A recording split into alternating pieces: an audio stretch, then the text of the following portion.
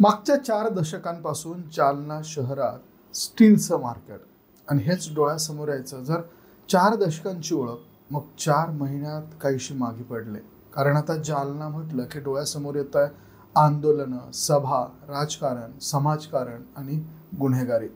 मंडळी, सप्टेंबर महिन्यात जालन्यातल्या अंतरवाली सराटी गावातून जरांगे पाटील यांची मराठा आरक्षणाची हाक देण्यात आली. सगळ्या महाराष्ट्रात या हाकेने जोर पकडला. मुख्यमंत्र्यांपासून कित्येक बड्या नेत्यांनी जालन्याला भेट दिले.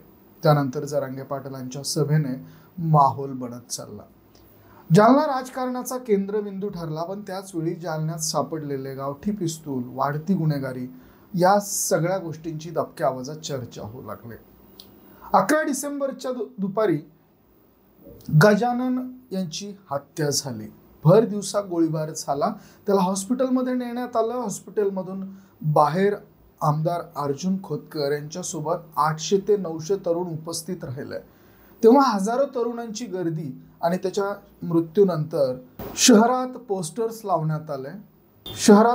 लावण्यात आले. शरीर मरता है मगर नाम नाही. आणि जालन्यात असे पोस्टर दिसू लागले. मिस यू गजू भाऊ असे लिहिलेल्या पोस्ट व्हायरल होऊ लागल्या. जालना पुन्हा चर्चेच्या केंद्रबिंदूवर आला आणि यावेळेस कारण ठरलं गजानन याच्या हत्येचं. तर कोण गजानन आणि त्याचा इतिहास नेमका काय? तर मंडळी, 2019 जुलै महिन्यात जालन्यात एक कार्यक्रम झाला होता. 2 ते 3 हजार तरुण जमलेले होते. कार्यक्रमाच्या स्टेजवर एका तरुणाच्या 5-6 फोटोवरून एक कोलाज बनवण्यात आला होता आणि त्याचा फ्लेक्स लावण्यात आलेला होता. आणि त्यावर लिहिलेलं होतं, मित्रसम्राट गजानन भाऊ, वाढदिवसाच्या हार्दिक शुभेच्छा. सजलेल्या स्टेजवर पोरांच्या खांद्यावर बसून गजाननने प्रचंड कल्ला केला आणि सगळ्या कार्यक्रमाचा व्हिडिओ सोशल मीडियावरती व्हायरल झाला, किंग ऑफ जालना या नावाने. 2019 ऑक्टोबर महिन्यात असाच एक व्हिडिओ व्हायरल झाला. एका प्रचार सभेत गजानन बोलत होता आणि बोलला की मी भैया साहेबांना पाठिंबा दिलाय. मला जास्त बोलता येत नाही पण हात चालवता येतो. आणि या वाक्यानंतर पब्लिकमधून आवाज आला, एकच भाऊ. आणि हे सगळं सांगण्याचं कारण म्हणजे गजानन फेमस असला तरी त्याची आणखी एक ओळख होती गुन्हेगारीची. गजानन मूळचा घनसावंगी तालुक्यातला. शिवणगाव हे त्याचं गाव. वडील मच्छिंद्र हे मध्यवर्ती बँकेचे कर्मचारी. घरची परिस्थिती मध्यमवर्गीय. तसेच 2011 मध्ये त्याच्या नावावर 3 गुन्हे दाखल झालेले. कलम 379 अंतर्गत चोरीचा गुन्हा. त्यानंतर त्याचं नाव वेगवेगळ्या गुन्ह्यांमध्ये चर्चेत यायला लागला.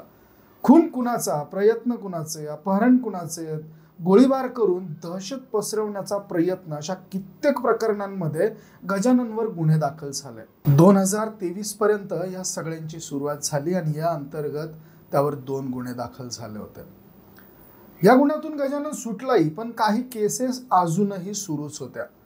जालन्यातले स्थानिक लोक सांगतात की गजाननचे दहशतीचं वातावरण शहरामध्ये पसरलेलं होतं. आणि या दोन्ही प्रकरणांमुळे जालन्यात नूतन वसाहत नावाचा एक भाग आहे. या भागात 2013 मध्ये झालेल्या गोळीबार प्रकरणी गजानन तौरचं नाव गाजलेलं. त्यानंतर 2015 मध्ये जालन्यातलं अपहरण प्रकरण राज्यभरात चर्चेचा विषय ठरलेलं होतं. त्याचं कारण असं होतं की एका 17 वर्षाच्या मुलाचं 15 लाख रुपयांच्या खंडणीसाठी अपहरण करण्यात आलेलं होतं. आणि या अपहरणाच्या दरम्यान 30 तास या अपहरणाच्या नाट्याने घेतलेला होता. 12 वेगवेगळ्या ठिकाणी फिरवत पोलिसांना चकवा देण्यात येत होता. आणि मध्यरात्रीच्या सुमारास पोलिसांच्या धाडसी पथकाने ही धाडसी कारवाई करून त्या मुलाची सुटका केलेली होती. आणि त्यामध्ये मुख्य गुन्हेगार म्हणून गजानन तौर या गजाननवर गुन्हा दाखल झालेला होता. तर अशा प्रकरणामध्ये त्याचं नाव हे समोर आलेलं होतं. अपहरण करणं आणि खंडणी मागणं अशा पद्धतीचा गुन्हा गजानन तौर यावरती दाखल झालेला होता. मंडळी, याच दरम्यान फेब्रुवारी 2023 मध्ये अर्जुन खोतकर यांचा जावई आणि माजी क्रिकेटर विजय झोल याच्यासह व्यावसायिकाच्या अपहरणाचा एक गुन्हा दाखल झाला. आणि या आरोपींमध्ये गजानन तौर तसेच विजय झोल या दोघांचं नाव आलं. तर पोलीस स्टेशनमध्ये त्याच्यावर 9 गंभीर गुन्हे आणि त्या गंभीर गुन्ह्यांच्या अंतर्गत त्याला खटले हे दाखल करण्यात आलेले होते. तर जालना येथील तरुणांचा किंग ऑफ जालना हे त्याला का म्हणायचं, तर राजकीय नेत्यांमध्ये असलेलं त्याचं वातावरण. तर जालन्यातले लोक आणि काही स्थानिक पत्रकार हे सांगतात की मागच्या 2 ते 3 वर्षांपासून गजानन तौर हा व्हाईट कॉलर गुंड झालेला होता. कारण शत्रूचा शत्रू आणि मित्राचा मित्र अशी त्यांनी इमेज ही त्याच्या वर्तुळात तयार केलेली होती आणि ती खास तयार केलेली इमेज त्याच्या सगळ्यांच्या सोबतीला होती. आणि त्याचबरोबर गुन्हे आणि दहशत माजवण्याची पद्धत यामुळे लोक त्याला घाबरून असायचे आणि म्हणूनच त्याला खंडणी आणि खंडणी वसुलीसाठी त्याला लोकांना धमकवायचं हे काम त्याने सुरू केलं. पुढे त्याने या सगळ्या गोष्टींचा भाग म्हणून तरुण आणि तरुणांच्या गळ्यातला ताईत गजानन तौर हा झालेला होता. त्याचबरोबर आपली जी गुंडागिरीची इमेज आहे ती सामाजिक कार्यकर्ता म्हणून त्यांनी बनवायला सुरुवात केलेली होती. आणि अशी इमेज बनवण्यासाठी त्यांनी मित्रांचे वाढदिवस साजरे करणे किंवा मित्रांना जर का पैशांची गरज असेल तर पैशांची मदत करणे, त्याचबरोबर पुढे त्यांनी एकदा त्याच्या भाऊजींच्या जमिनीवर जो ताबा झालेला होता तो ताबा हटवण्याचं काम गजानन तौरने केलं. आणि त्यानंतर बांधावरचे वाद असतील, जमिनीवरचे वाद असतील, तर हे सगळे वाद सोडवण्यासाठी स्थानिक आणि अवतीभोवतीचे काही तरुण किंवा काही ग्रामस्थ किंवा काही मंडळी त्याच्याकडे यायला लागले आणि छोटे मोठे गुन्हेगार त्याच्याकडून आर्थिक आणि कायदेशीर मदतीची अपेक्षा करू लागले.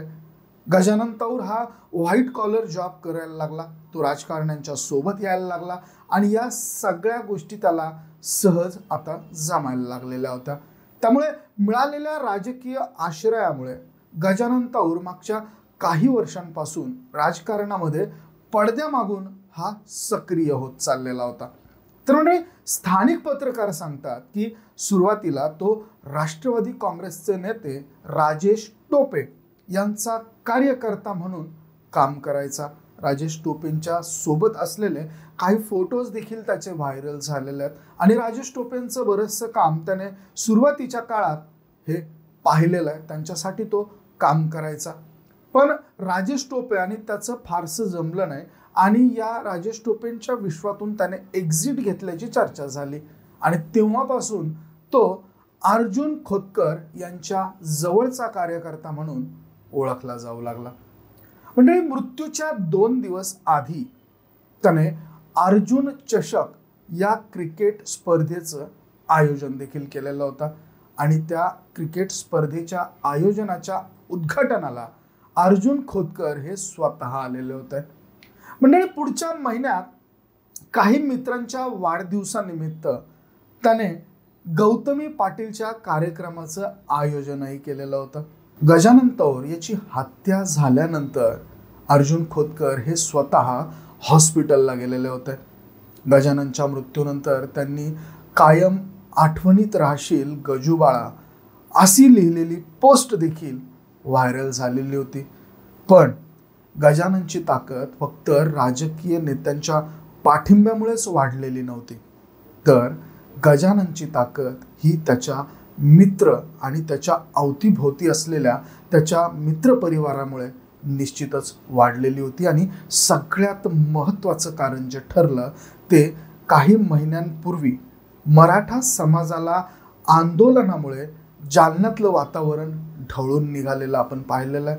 आणि याच दरम्यान गजानन तौर हा मराठा समाजाच्या आंदोलनासाठी त्या आंदोलनामध्ये त्याने सक्रिय असा सहभाग नोंदवलेला होता. म्हणजे असं सांगण्यात येतं की जरांगे पाटील यांची जी जाहीर सभा झालेली होती, या जाहीर सभेच्या निमित्ताने असंख्य लोकांनी वेगवेगळ्या पद्धतीने तिथे आपलं प्रतिनिधित्व सिद्ध केलेलं होतं. काही लोक नाश्ता आणि इतर गोष्टींची व्यवस्था करत होते, तर गजानन तौर याने पाण्याच्या बॉटल्स पुरवल्या होत्या. सभेसाठी वर्गणी म्हणून आर्थिक मदत देखील त्याने केली होती आणि मराठा समाजाच्या तरुणांमध्ये त्याची लोकप्रियता ही आता प्रचंड वाढलेली होती आणि त्यामुळे किंग ऑफ जालना असं त्याला म्हटलं जाऊ लागलेलं होतं. 2 वर्षात गजानन याचं प्रस्थ हे प्रचंड वाढत चाललेलं होतं आणि मराठा आंदोलनामुळे बदललेल्या समीकरणांमुळे गजानन तौर हा राजकारणात यशस्वी होताना दिसत होता. गजानन तौर हा किंगमेकर ठरेल अशी चर्चा व्हायला लागलेली होती. मात्र त्याआधीच गजाननच्या हत्येची बातमी आली. 10 डिसेंबरची संध्याकाळ गजानन आपल्या घरी पोहोचला तेव्हा त्याच्या शेजारी राहणाऱ्या काही मुलांकडनं त्याला कळालं आणि त्यांनी त्याला सांगितलं की गजूभाऊ तुम्हाला भेटायला कुणीतरी आले होते. गजानन तौर यांनी आपल्या घरात लावलेल्या CCTV कॅमेऱ्यामध्ये चेक करून पाहिलं की आपल्याकडे कोण कोण आलं होतं. तर त्यामध्ये त्याला भागवत डोंगरे आणि त्याच्यासोबत आणखी 2 जण येऊन गेल्याचं दिसलं. या CCTV फुटेजच्या माध्यमातून त्यांनी आणखी 2 जण आणि गजानन भागवत हे आपल्या घरी आल्याचं CCTVच्या माध्यमातून पाहिलं आणि भागवत डोंगरे हा देखील रेकॉर्डवरचा गुन्हेगार आणि त्याच्या सोबत आलेले लक्ष्मण गोरे आणि राहुल ताटे तामुलवार हे सुद्धा गुन्हेगार आणि त्यासोबत आणखी एक जण होता तो म्हणजे टायगर. सूत्रांनी दिलेल्या माहितीनुसार गजानन हा जेलमध्ये असताना त्याची टायगर आणि भागवत डोंगरे यांच्यासोबत ओळख झालेले आणि त्यांच्याद्वारे टायगर आणि भागवत हे काही एका टोळीचे सदस्य नव्हते परंतु ते एकत्र असण्याचा थेट असा काही संबंधही नव्हता. तर दुसऱ्या बाजूला लक्ष्मण गोरे याने 26 ऑक्टोबर रोजी आपलं व्हॉट्सअपचं एक स्टेटस ठेवलेलं होतं. त्या स्टेटसमध्ये लिहिलेलं होतं की एक ही सपना जालना किंग को टपकाना अशा पद्धतीचं स्टेटस त्याने लिहिलेलं होतं आणि यावरून असं लक्षात येतं की हत्येचं प्लॅनिंग हे फार आधीच सुरू झालेलं होतं. मग 11 डिसेंबरचा दिवस रामनगर साखर कारखान्याच्या रस्त्यावरून गजानन आपल्या मित्रासोबत आणि इतर काही मित्रांसोबत जालना शहराकडे येत होता. त्याची गाडी मंटा चौफुली या चौकामध्ये आली तेव्हा भागवत आणि लक्ष्मण तसेच टायगर हे त्या ठिकाणी उभे होते आणि हे उभे असताना त्यांनी तिथे त्याला बघितलं, या तिघांनाही बघितलं आणि त्यांच्या दिशेने तो गाडीमधून उतरून एकटाच त्यांच्या दिशेने जाऊ लागला. तर रस्त्यावरून गजानन आपल्या मित्रांसोबत या ठिकाणी पोहोचलेला होता आणि इतर मित्र हे गाडीमध्येच बसलेले होते अशी माहिती समोर येते. तेवढ्यात त्या तिघांपैकी एकाने गावठी पिस्तूल बाहेर काढलं आणि मंडळी या गावठी पिस्तुलातून गजाननवर गोळीबार करण्यात आला. 2 गोळ्या ह्या गजाननला चाटून गेल्या. गजाननवर एका खंजीराने वार करण्यात आला. मंडळी गोळी लागलेला गजानन त्या अवस्थेत त्याच्या अंगावर धावून गेला आणि भागवत डोंगरेवर त्याने वार केले. तेवढ्यातच एक गोळी गजाननच्या डोक्यात येऊन लागली. गजानन जागेवर कोसळला. त्याच्या मित्रांनी त्याला वाचवण्याचा प्रयत्न केला. आकांताने त्याच्याकडे धाव घेत सुटलाय आणि हीच संधी ओळखून आरोपी पसार झालाय. शार्प शूटर टायगर हा बाईकवरून पळून गेला आणि इतर जण 4 व्हीलरमधून पसार झाले. म्हणजे या गोष्टीची बातमी जालन्यात वाऱ्यासारखी पसरली. त्याला हॉस्पिटलमध्ये नेण्यात आलं. तिथे राजकीय नेते आणि गजाननच्या समर्थकांनी प्रचंड मोठी गर्दी केली आणि डॉक्टरांनी त्याचा उपचाराआधीच मृत्यू झाल्याचं स्पष्ट केलं. तर अशा पद्धतीनं गजानन हा मृत्यूशाळेत विलीन झाला. तर मंडळी दुसऱ्या बाजूला या घटनेमुळे पोलीसही सतर्क झाले होते. पोलिसांची एक पथक घटनास्थळी पोहोचलेलं होतं आणि दुसऱ्या पथकाने पसार झालेल्या आरोपींचा मागोवा आणि माप काढायला सुरुवात केली. सगळ्या जालन्यामध्ये नाकाबंदी करण्यात आलेली होती. पोलिसांनी काही गाड्यांचा पाठलाग सुरू केला, पण पोलिसांपासून वाचण्याच्या नादात एक स्विफ्ट डिझायर गाडी ही खड्ड्यात पडली आणि पोलिसांना सापडले भागवत डोंगरे तसेच इतर काही जण. तर लक्ष्मण आणि राहुल यांना 22 डिसेंबरपर्यंत पोलीस कोठडी सुनावण्यात आलेली आहे. पळून गेलेला शार्प शूटर टायगर अजूनही फरार आहे.